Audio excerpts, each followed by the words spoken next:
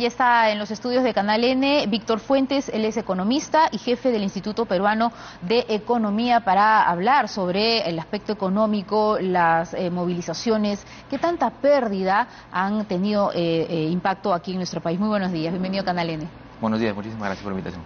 Van 2 meses desde que se dio el fallido golpe de Estado del expresidente Pedro Castillo y desde ese entonces hay movilizaciones, bloqueo de carreteras, la economía es la más afectada. Se calcula que se han perdido 2.150 millones de soles aquí en nuestro país por todo este tiempo de paralización. ¿Cuál es la lectura que ha hecho el Instituto Peruano de Economía con respecto a lo que sucede en el país?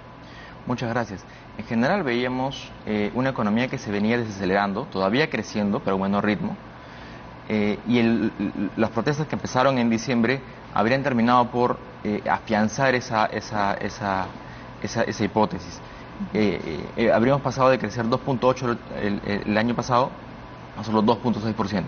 Esa diferencia de 0.2 puntos porcentuales, aunque parezca pequeña, mencionas el dato que mencionas. Más de 2.000 millones de soles, que significa de menor crecimiento para el Perú. Ahora, naturalmente ese promedio esconde muchas diferencias a nivel regional. Particularmente las regiones más afectadas, son las también más afectadas por las protestas, son las regiones del sur. Entre ellas, Cusco, Puno, Madre de Dios y Apurímac. El impacto de las protestas se ve reflejado en varios sectores, principalmente 3. Por una parte, y mucho más claro, es el sector turismo, que tiene encadenamientos poderosos con diferentes sectores, como por ejemplo comercio, transporte, servicios, etc. Estos encadenamientos además están mucho más presentes con pequeñas y microempresas. Es decir, el impacto es sobre las empresas y los trabajadores más vulnerables.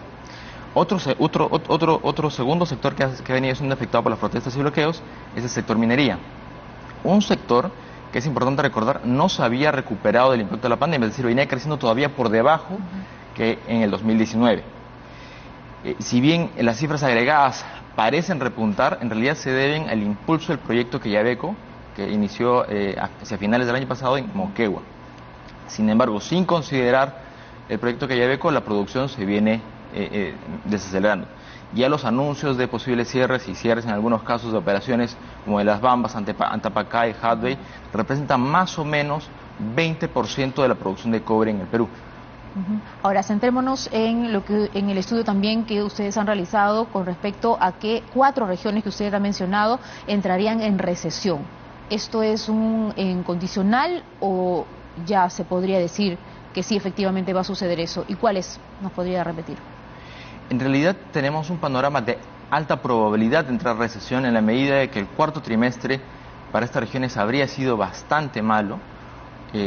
La paralización económica ha sido mucho más evidente en Cusco y Puno, y las protestas que parecían menguarse a finales de diciembre volvieron a reavivarse en enero con mucha mayor ferocidad, y esto también ha significado una mayor paralización de la actividad económica. ¿Y qué significaría entrar en recesión, por ejemplo? Significaría que estas economías del sur tendrían 2 crecimientos consecutivos negativos, pero además también enfrentarían problemas en la generación de empleo. Es decir, no solamente se trata de que el PBI, la actividad económica, caiga, sino también que el empleo se vea comprometido. En estas regiones también observamos cifras de empleo en negativo. Esta recesión va a afectar a los hogares, va a afectar la capacidad adquisitiva de los hogares, en un panorama en el que también hemos registrado una alta inflación en enero en estas regiones particularmente, mientras que el promedio nacional de la inflación para enero fue de 8.9%, las regiones más afectadas por las protestas estuvo un poco más pegados al 11%, ¿no? Mientras que para el resto estuvo más pegado al 9%. Esa diferencia, esa apertura en las tendencias de inflación también le pegan en mayor medida a estas regiones, y solamente por poner un ejemplo, la inflación de Madre de Dios en enero fue de más o menos 15%, una cifra que en esa región no se veía en más o menos 25 años. Ahora, entrar en recesión también traería, aparte de las consecuencias, otras consecuencias negativas como la pobreza, la delincuencia también. ¿Qué otros aspectos negativos podría traer este problema de entrar a una recesión? En general, una recesión económica, otra vez entendida, no solamente desde el punto de vista de una actividad económica más baja, sino también de menores empleos y una menor capacidad para generar empleos de calidad, termina afectando la capacidad adquisitiva de los hogares, el bolsillo de los hogares. Y esto ocurre en regiones, en algunas regiones que también son algunas de las más pobres en el país, por ejemplo, Puno, ¿no? Este panorama en ese sentido significa que el bolsillo de los hogares y por lo tanto su capacidad para poder tener mejores condiciones de vida se van a ver afectados. ¿Y qué medidas debe tomar el gobierno en estos momentos? Porque se hablaba de que para que bajen las tensiones debería haber un adelanto de elecciones, lo propuso la presidenta, pero en fin no se ha quedado en nada. ¿Este sería un punto de salida? Definitivamente el componente político es súper importante y sin el cual difícilmente va a haber pacificación. Ahora, sin pacificación va a ser difícil reactivar cualquier actividad económica. Por ejemplo, el turismo, ¿no? Y la reputación que ha perdido durante estos 2 meses podría significar que el flujo de turistas que llegan al Perú, particularmente a Cusco, pueda tardarse mucho más tiempo del que inicialmente se venía pensando. El flujo de vuelos con datos de alta frecuencia, en lo que tenemos registrado para enero, ya estaba, antes de las protestas fuertes de diciembre y enero, estaba con tendencia a alcanzar los niveles prepandemia. Eso obviamente se ha revertido y hoy estamos bastante por debajo, pero al margen de las cancelaciones de reservas de hoteles, vuelos que se han dado producto de las manifestaciones, también se han dado cancelaciones y suspensiones de reservas para el resto del año, ¿no?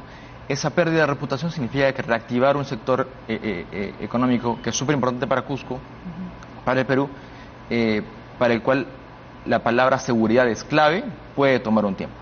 En el mismo sentido, el sector minería también se ha visto afectado y la reputación para poder generar proyectos no solamente en etapas de inversión, que es normalmente donde enfrentaban procesos de conflictos sociales, sino también ahora en etapas de producción, ¿no?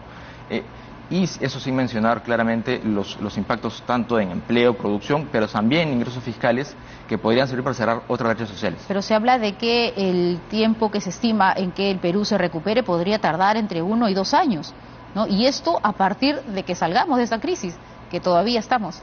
Sí, sin pacificación es impensable una reactivación económica, particularmente para estas regiones, y por lo tanto eso también se va a ver reflejado en el crecimiento nacional. Es decir, si bien el crecimiento nacional, por ejemplo, para este año nosotros lo teníamos en 2.1%, vamos a probablemente ajustar nuestras cifras, quizás más pegado al 1.9%, sin embargo, otra vez, este promedio esconde muchas diferencias.